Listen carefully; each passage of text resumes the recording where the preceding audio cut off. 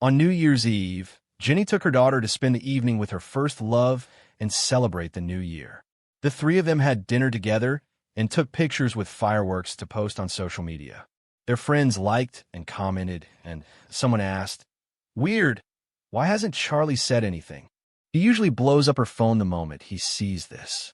Jenny wasn't worried and said, "He'll call me soon." But midnight passed, and she still hadn't received a call from me. She couldn't help but ask Charlie, "Why aren't you calling me to come home?" What she didn't know was that I was already on a train leaving town. From then on, no one would urge her to come home anymore. The day I left happened to be New Year's Day. Jenny came down from the bedroom on the second floor, not noticing I was packing my things. As she headed out, she told me, "I'm going to pick up Jasmine from the old house. We'll spend New Year's Eve at Steve's place. No need to wait for us for dinner." She spoke in her usual directive tone. 2 years ago, I would have kicked up a fuss about it, but this year, knowing I was about to leave, I felt particularly calm and just said okay. I didn't even look up or say anything else. Jenny paused, looking a bit surprised, but she didn't ask anything further and just nodded before leaving. The sound of the closing door wasn't loud, but it did make me pause for a moment. A week before, I had seen Steve's post. He had bought a lot of festive decorations for New Year's and posted a selfie in front of a window filled with them. It was yet another new year full of anticipation. Many people liked his post, most of them Jenny's friends. One person asked, "Is Jenny spending New Year's with you again this year? She's so good to you." Steve didn't respond directly, just posted a cool emoji, and then Jenny liked it too. I wasn't surprised by their interaction. After all, this wasn't the first New Year's Eve Jenny spent with Steve. To be exact, this was the third year. But there's not much I could do, given Steve is Jenny's first love.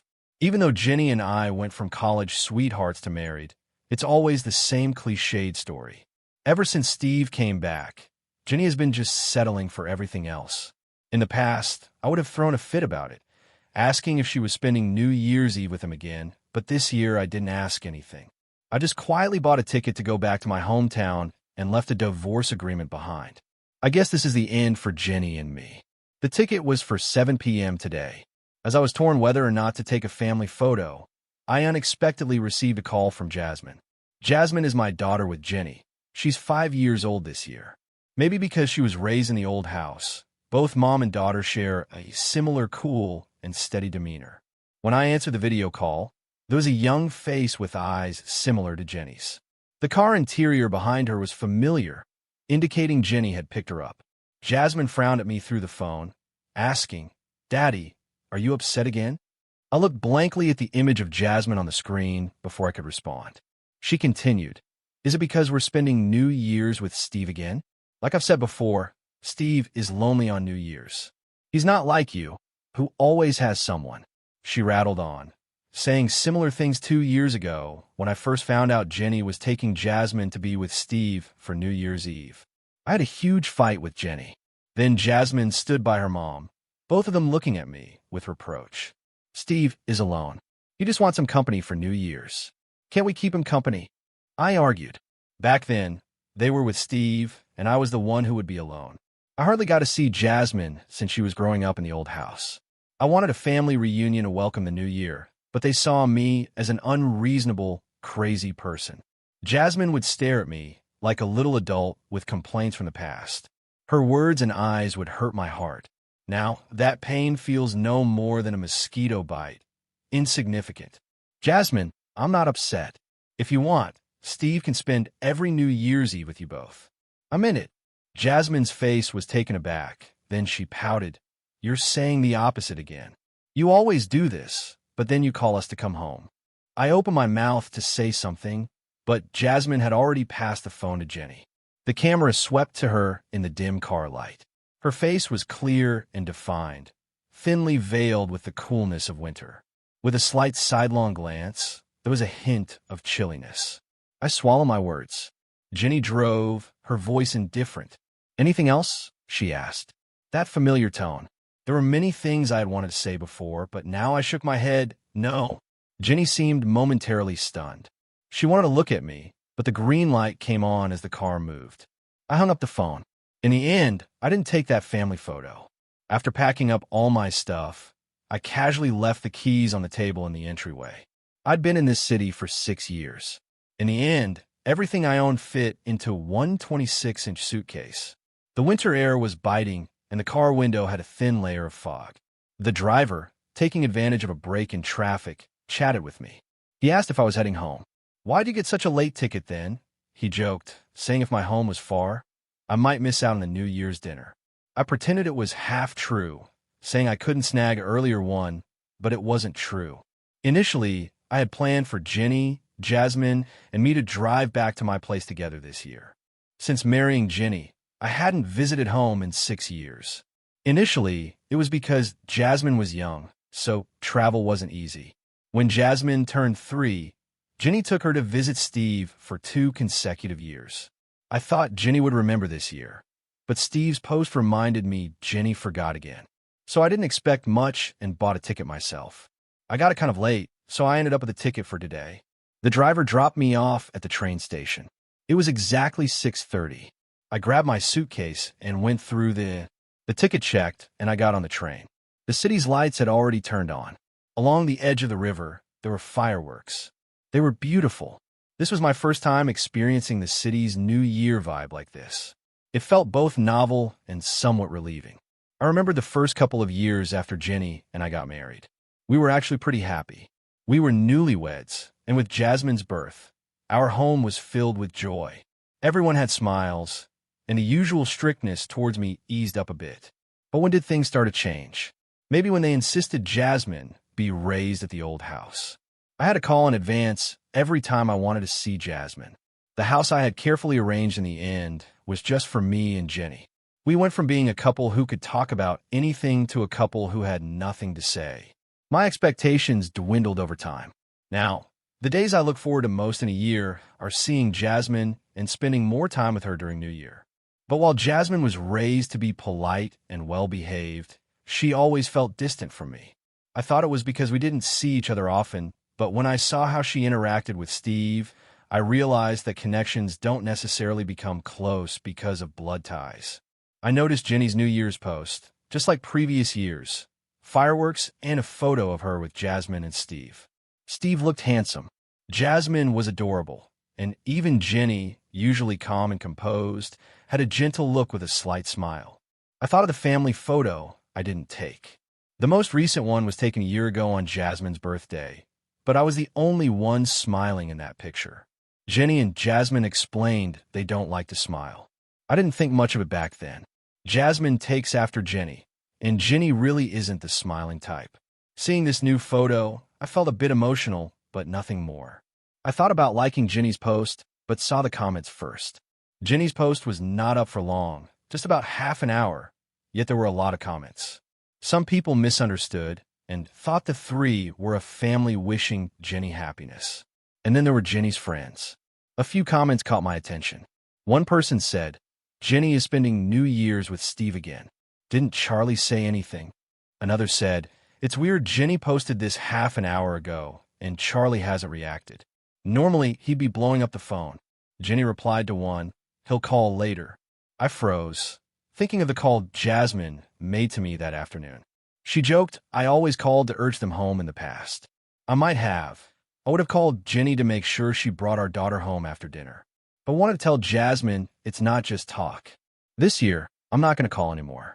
From now on, I'm not going to call them home. After seeing Jenny's comment, I decided not to like the post, not wanting them to think I'm hinting at something. I turned off my phone as the train rocked back and forth, thinking about the past with Jenny, wondering how much longer. Until I got home. It's only when leaving that you feel a surge of emotions.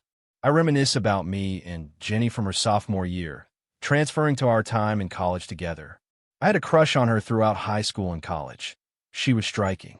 Her family background, her grades, her looks, all outstanding. I worked hard just to get into the same college as her. I watched her and Steve's passionate relationship and then their breakup, never expecting her to notice me. But fate is funny.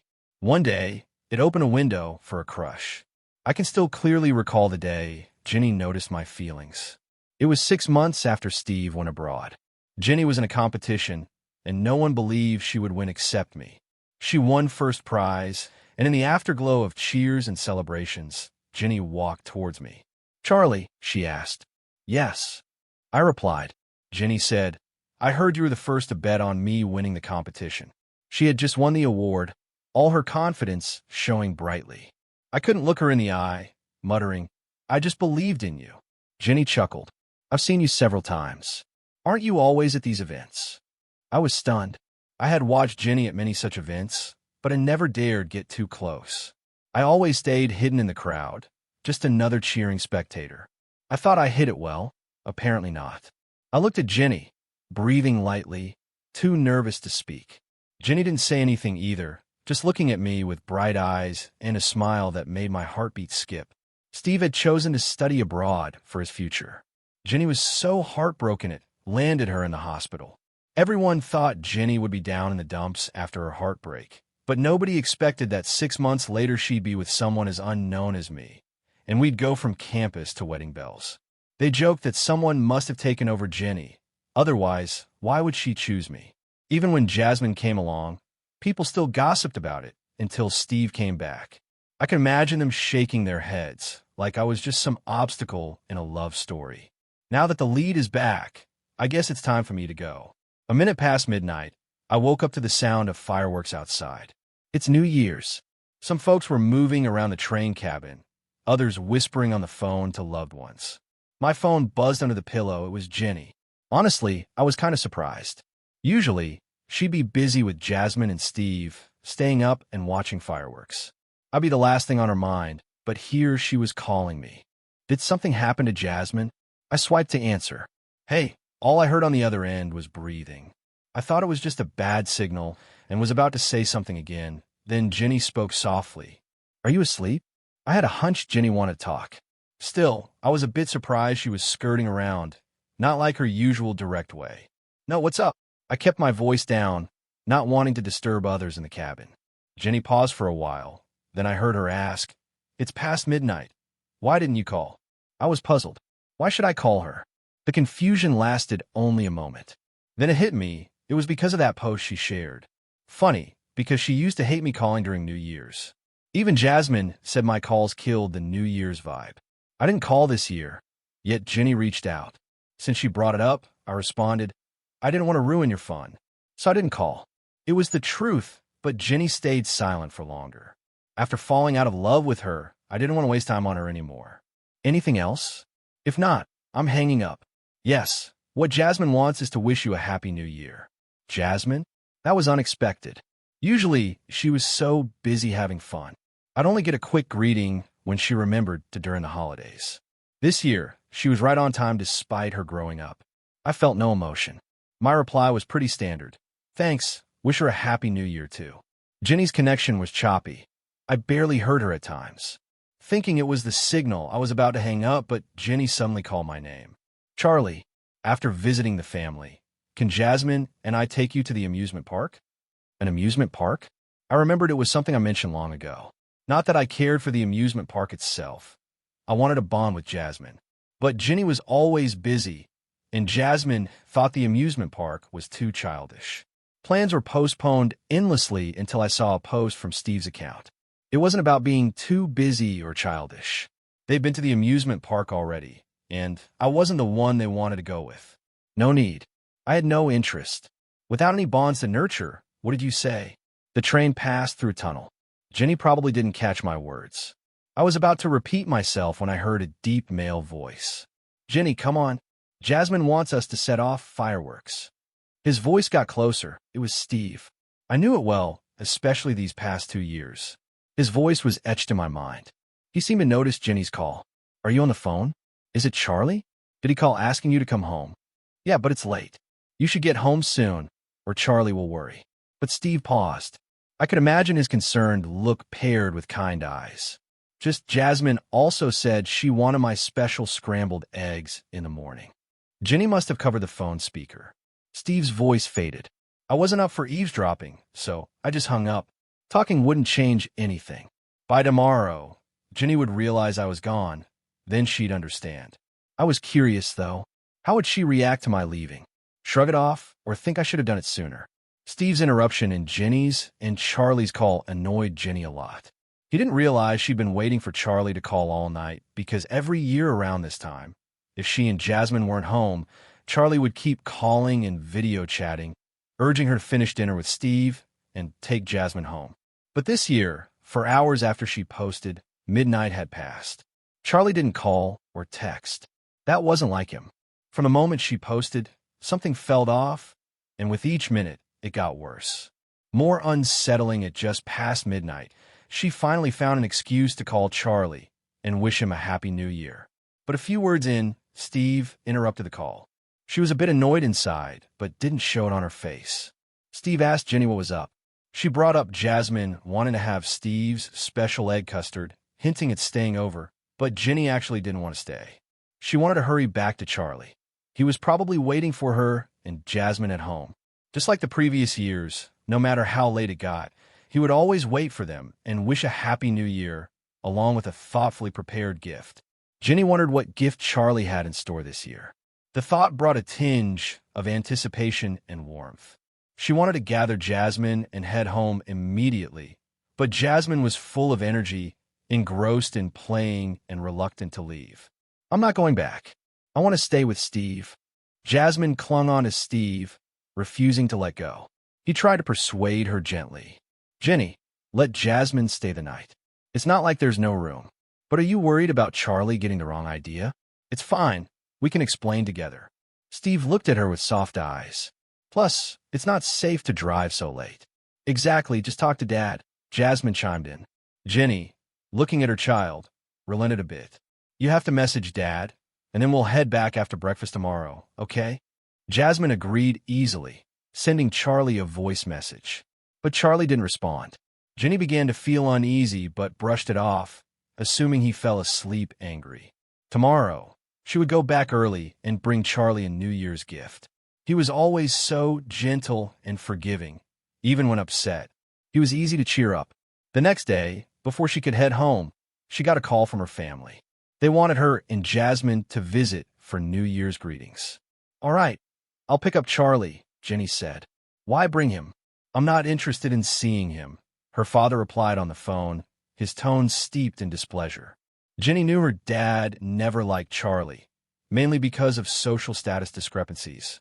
But at the end of the day, it was her and Charlie's life. She loved him and wasn't concerned about social standings. Dad, he's still your son-in-law. Jasmine's dad not asking him doesn't feel right, she argued back. Her father scoffed.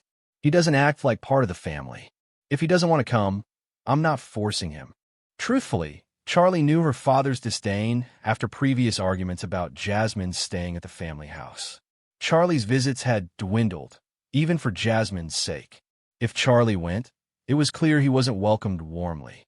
Getting a bit of a headache, Jenny said, I'll check with Charlie. If he didn't want to go, I wouldn't push it. When she called Charlie, he didn't answer, and with her father urging on the other end, she just left a message for Charlie. There were quite a few relatives visiting at her family home, and Jenny, being one of the main figures, now had social duties. Everyone adored Jasmine, so they ended up staying. Until the 4th, all this time, Charlie hadn't replied to any of her messages. By this point, Jenny's unease turned into deep worry. Not heeding her father's pleas to stay longer, she took Jasmine back to the home she shared with Charlie. Upon opening the door, they met silence and darkness. Charlie, Jenny called tentatively from the hallway. Something wasn't right. No matter how late, Charlie always left a light on for her. But now, the home was in complete darkness. Not a single light illuminated the space. Dad! Jasmine wandered towards the main bedroom, finding no one there. She stood bewildered at the top of the stairs. Mom, Dad's not here. Where did he go? A chill spread from Jenny's fingertips throughout her whole body. She scanned the home, feeling as if its owner had been gone for some time. An eerie stillness emanated from the empty rooms. I found Jenny's calls the night of the 4th. 21 missed calls back-to-back seemed urgent, like something big happened. When I called back, she picked up immediately. Charlie, where are you? Jenny's voice sounded weary and raspy. Was it just me, or did she sound cautious too? I thought for a moment. You're home, I asked. No wonder it seemed Jenny returned to an empty house, prompting her calls. So many calls. She must have seen the divorce papers I left behind. I went back to my parents, I replied. Jenny asked, when are you coming back? I paused, puzzled. Since she clearly saw the divorce papers, why ask? Didn't she get it? I'm not coming back, I said plainly. Jenny, I'm not coming back. Just sign it, and let's part ways on good terms. What does on good terms mean? Charlie, Jenny sounded excited. Were we doing fine? Turns out, in Jenny's mind, this is what fine means. I felt a sigh rise from within and let it out. Jenny seemed to realize something. Is it because I took Jasmine to celebrate New Year's with Steve? Why, Jenny? I never used to ask you so many whys before, I replied helplessly. Jenny seemed to take my helplessness as confirmation of her guess. Charlie, I've told you many times, Steve and I aren't as you think. Jenny, I cut her off. I don't care how things are between you and Steve. I just know I want a divorce from you. There was a sudden pause on the other end, then complete silence. I told Jenny not to call me until she signs the divorce papers. Jenny's call had disturbed my sleep. I got up to get some water from the kitchen. To my surprise, I found my dad still busy there.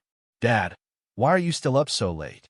I made you some late-night snacks, he replied while placing a bowl of egg noodles in front of me. Try it. You haven't had it in years. See if it still tastes the same. He was bathed in a soft white glow.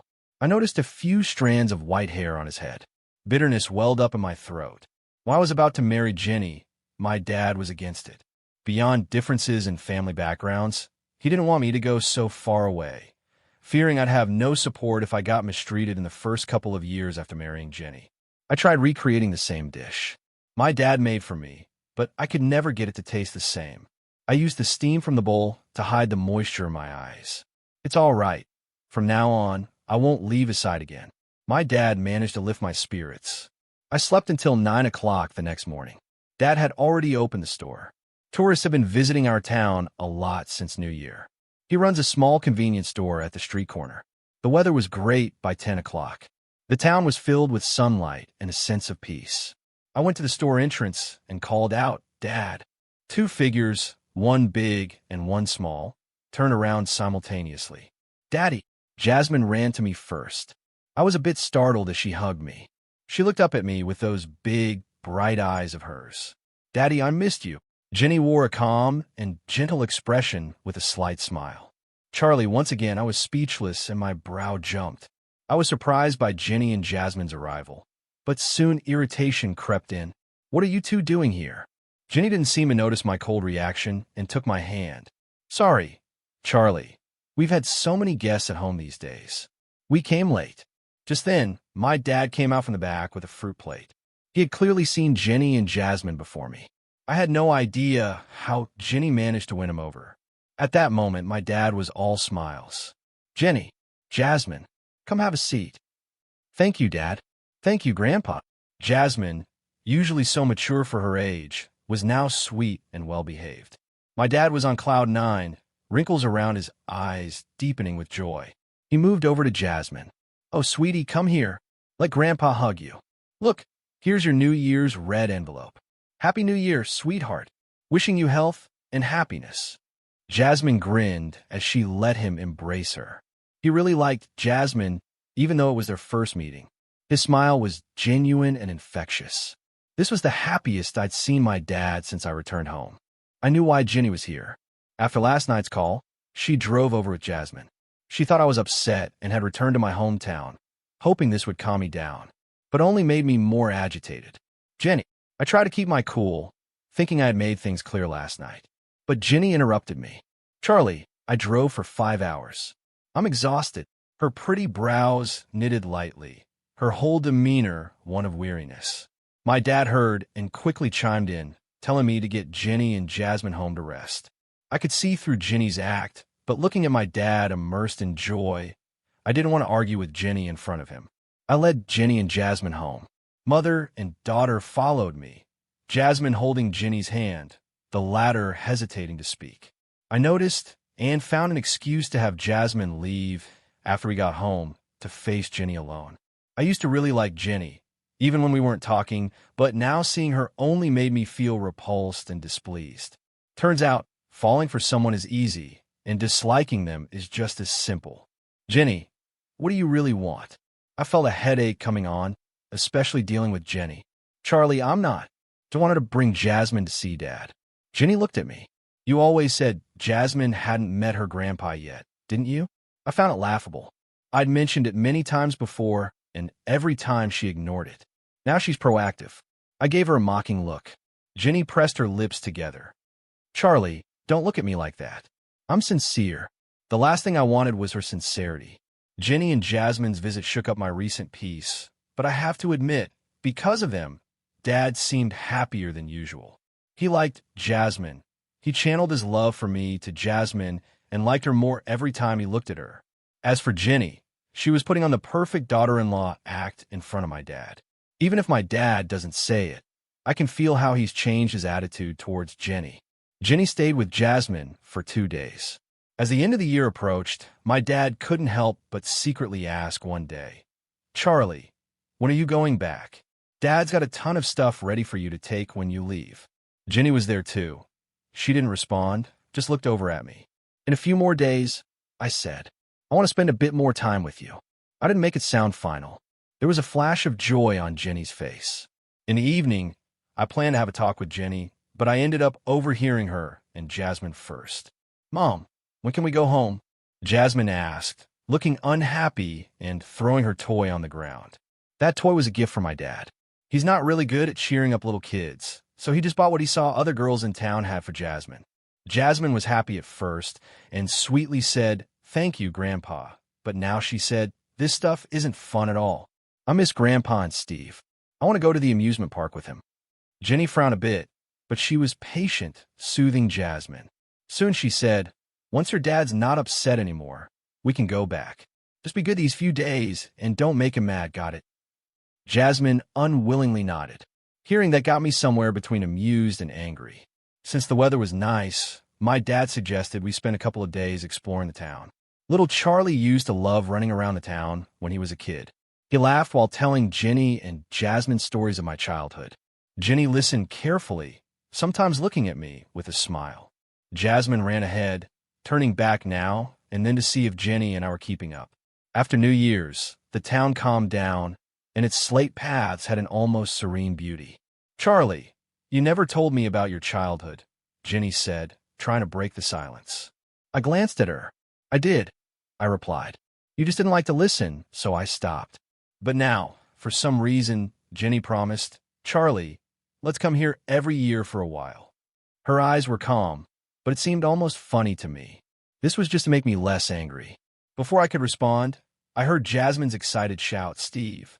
Up ahead, Steve spread his arms to greet Jasmine, running toward him. Jenny frowned and glanced at me out of reflex. When she saw I had no reaction, she walked over to Jasmine. Jasmine, get down. Jasmine reluctantly moved away from Steve's arms. Jenny asked why Steve was here, and he casually responded, I'm just traveling around here. Heard you were staying. What a coincidence. Sure was out of all places. Steve chose this small town. Jenny looked at me again as Steve followed her gaze, his smile broadening. Charlie, didn't expect to see you here, Steve said with a spark of triumph in his eyes. I didn't get to wish you a happy new year the last time Jenny and I talked on the phone. He brought up that call from New Year's Eve.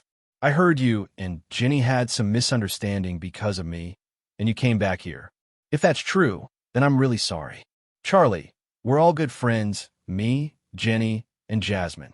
I was just alone for New Year's, so they came to keep me company. Sorry to leave you alone at home. His apology sounded genuine. Before I could say anything, Jasmine took Steve's hand and said, It's okay, Steve. My dad's like that. But he's not mad anymore, right, Dad? She looked at me, and I noticed her ease around Steve in a way I'd never achieved. Well, nowadays I don't really hope for that either. I'm not mad, after all. There aren't many people as eager as Steve to take care of someone else's wife and kid. I let out a soft chuckle. Steve picked up on my sarcasm. The smile froze, but quickly returned. He turned back to Jasmine. She invited Steve to join us. My dad grew up around here. He knows the place really well. He could be like our guide. Jenny frowned, but didn't have the chance to respond. Is that so? That would be a great help, Charlie, Steve said with a slight smile. Steve then joined us, keeping me on the sidelines, showing off his closeness with Jenny and Jasmine. "Jenny, this place is beautiful. Snap a picture of me and Jasmine here," he said, standing by the old bridge with Jasmine. Jenny took the photo.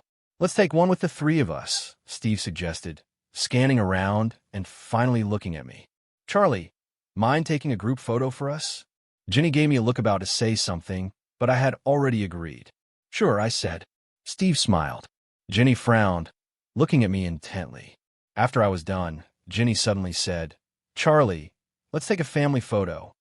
I declined. "Nah, I'm not into photos." Jenny opened her mouth, but said nothing, her eyes heavy with unspoken words. Later that night, Jenny knocked on my door. "Charlie, what's up?" She pressed her lips together. Steve coming over wasn't my idea. She rarely explained herself like that. I already knew Jenny knew exactly where the rift between us was. No way she'd let Steve come around right now. I mean, I was the one who called him over, I said outright. Jenny looked up at me, visibly confused. I stared back, seeing myself in her eyes, wearing a cold smile. "Jenny, ever wonder how I've been all these years while you, Jasmine, and Steve were playing happy families?" Jenny went pale, probably thinking of today's events. We were supposed to be a family of three, but Steve, Jasmine, and Jenny were way too comfortable with each other, even with me there. Witness it when I'm not around. Who knows how people see it? Maybe she just lets them assume, just like that New Year's post she made. I didn't. Jenny insisted. But the reality was clear. Even if she tried to hide it, little things kept slipping through the cracks. I looked at Jenny and said calmly, "Don't worry, I'm not mad. If Jasmine and Steve get along so well, and being her stepdad, it's all good." "Charlie," Jenny interrupted sharply. Her dark eyes blazed with a mix of wetness and fury. "I never planned to divorce you. Then do you want me to keep watching you, Steve, and Jasmine play house?" "Jenny, you can't have it both ways." "I don't, Charlie. The one I love has always been you. But I don't love you anymore." Jenny fell silent abruptly. The color drained from her face like water, slowly seeping from a cracked glass. I clearly saw the broken and wet gleam in her eyes. "Might as well spell it out, Jenny. I don't love you anymore. The year I married Jenny, I thought I had to spend my whole life with her. I ignored all the gossip, choosing her firmly. But I forgot some paths are hard to walk alone. I married Jenny, feeling her indulgence and love now and then, but it wasn't consistent. I felt more like Charity, a bit more when she felt like it, nothing at all when she didn't. I fooled myself for way too long." "What about Jasmine?" Jenny asked, her eyes filled with sadness. "She's our kid. Are you going to leave her too?" I stayed silent. "Jasmine isn't my child. She's yours. And I think she might prefer Steve as her dad over me." Jenny wouldn't believe it. That night, she left, lost and broken. The next day, Jasmine wanted to visit the other side of town. I didn't go with them. "Go ahead," I said. As soon as I said it, Jasmine bounced excitedly towards Steve, waiting at the door. "Steve, Dad's not coming, but we're going to have fun." Jenny watched Jasmine and Steve together, their interaction painfully sharp. For the first time, she followed them out. I thought it would be like always, me not included, the three of them having fun. But an hour later, Jenny came back with Jasmine, who was crying uncontrollably. Steve was nowhere to be found. "Mommy's mean." Jasmine sobbed, her nose red and her little face flushed. Jenny's face was stormy. It was the first time I saw them fight. It was surprising. "What happened?" I asked Jenny. No answer. I asked Jasmine instead. Instead of answering, she pushed my hand away. "I don't want you." "Jasmine," Jenny scolded sharply. I was confused. A few minutes later, I got the story. Jenny and Jasmine were out with Steve, having a good time until Steve offered Jenny a taste of his new onion cake, already bitten into. Jenny didn't take it well, shoving it away disgustedly. "You're gross." Steve lost his balance, his face falling at her words. "Jenny," Jasmine rushed to help Steve. "Mom, what's wrong?